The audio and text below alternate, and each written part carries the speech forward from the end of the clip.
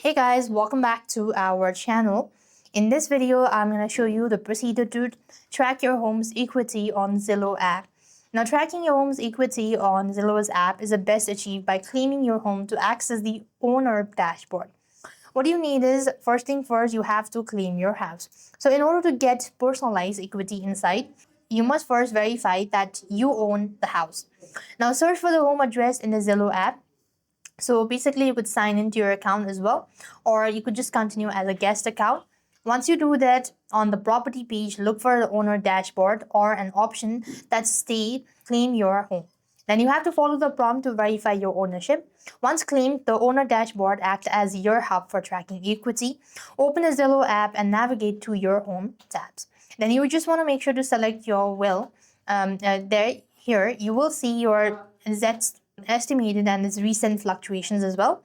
Then you could also track your updates on equity as well. And that's how you will be able to track your home's equity on Zillow app. I hope the video was helpful. Make sure to like, share, and subscribe. Thank you for watching. See you in the next video.